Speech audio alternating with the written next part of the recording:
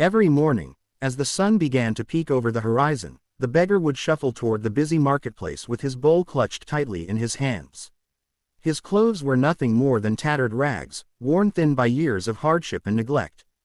The soles of his shoes were almost entirely gone, leaving his feet raw and blistered from the rough cobblestones beneath him. He had been sitting in the same spot for years, day after day, repeating the same ritual, and yet nothing in his life seemed to change. People passed him without a second glance, some giving hurried coins, others completely ignoring him. When someone did drop a coin into his bowl, he would pick it up with trembling fingers, staring at it as if it were the only thing keeping him alive.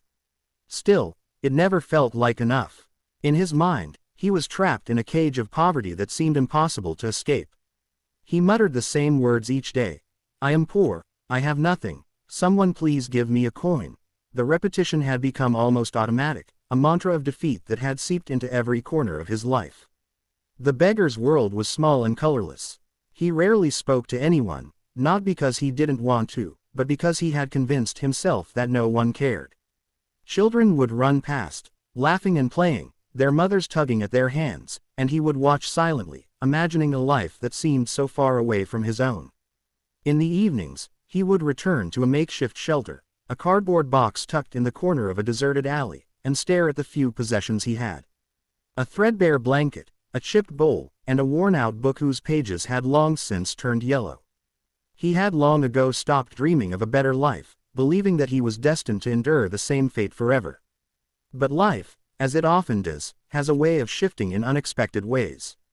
One morning, as he sat in his usual spot, hunched over and weary, an old man approached him. His clothes were simple, but clean and neat, and his eyes shone with warmth and wisdom. He looked at the beggar for a moment and then said, in a voice both gentle and firm, change your words, and you will change your life. Stop asking with misery, speak with gratitude. The beggar blinked in surprise, unsure of what the man meant. Gratitude, he whispered, almost to himself. What good would gratitude do me? I have nothing to be grateful for. The old man smiled, shaking his head slightly. Gratitude is not about what you have. It is about the way you see the world. Poverty begins in the mind. If you continue to believe that you are poor, then poverty will always follow you.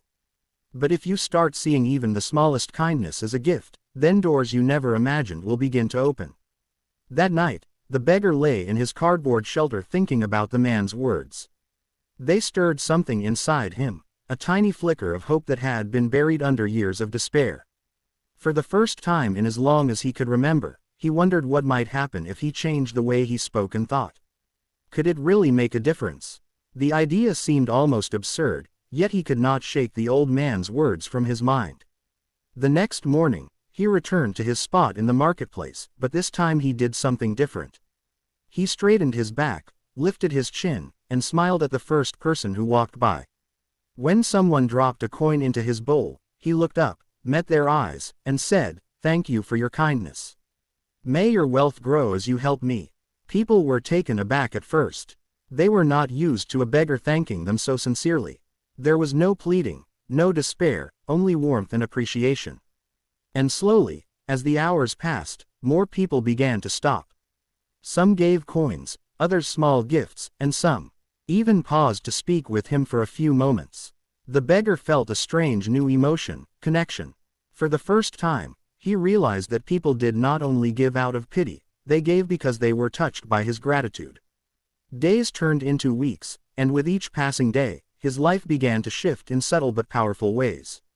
He saved a few coins here and there, enough to buy better clothes, food that was more nourishing, and even a small stall where he could sell simple handmade items. The marketplace, once a place of endless struggle and humiliation, had become a space of opportunity and possibility. His neighbors and fellow merchants began to recognize him, greet him, and even offer help in ways he had never experienced before. The transformation was not just external. Inside, he felt a profound sense of liberation. The heavy weight of despair that had clung to him for so long began to lift. He began to speak positively about himself, no longer muttering words of defeat. Instead of saying, "I have nothing," he would say, "I am thankful for what I have and open to what is coming." The change in his mindset created a ripple effect, altering not only how he perceived the world but also how the world perceived him. He remembered the old man's words and began to share them with others. He would tell people, "It is not the coin in your hand that changes your life, but the way you see the world." Gratitude opens doors that despair can never unlock. People listened, some with skepticism, others with curiosity, and a few with the kind of realization that sparks action. Slowly, the beggar, now a man of new hope and purpose, became a symbol in the marketplace of what it meant to live with gratitude and a positive mindset. The years passed, and his humble stall grew into a small business. He could now afford a modest home, proper food, and even some education for the children of the neighborhood. Yet, he never forgot the lessons he had learned on that fateful morning when the old man spoke to him.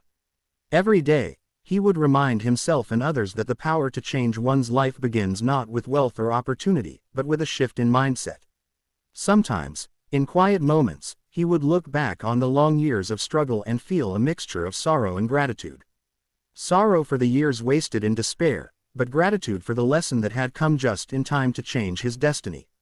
He realized that life had always offered him choices, he simply had to open his eyes to see them. The marketplace, once a place of rejection and invisibility, had become a stage of transformation. Children laughed nearby, women carried their baskets of goods, merchants called out their wares, and he, once a beggar, now walked among them as a man who had discovered the extraordinary power of gratitude and positive thinking. Each coin given to him was no longer a symbol of pity but a token of human connection, a reminder that generosity and kindness exist everywhere, sometimes waiting only for the right mindset to recognize them. In the end, the beggar understood a truth that many spend their entire lives searching for: that change is never external alone. It begins within. The world does not owe anyone a living, but it does respond to the energy one brings into it. Desperation closes doors, while gratitude opens them. Hopelessness isolates, while positivity invites connection. And so, every day, he would sit at the edge of the marketplace, not merely as a merchant or a man who once begged, but as a living testament to the idea that life can transform when the mind chooses to see opportunity instead of limitation. People who once ignored him now sought his advice. Children would gather around, asking him questions about life. And he would always answer, with the same words the old man had spoken to him so many years ago: "Change your words, change your thoughts, and life will change." Begin with gratitude, and you will see doors open that you never imagined. The beggar had become more than just a man who had survived poverty. He had become a man who had mastered the art of living with purpose, hope, and gratitude. And in doing so, he discovered the greatest treasure of all: that the power to change one's life was never in the coins of the world, but in the thoughts and words that shape the mind.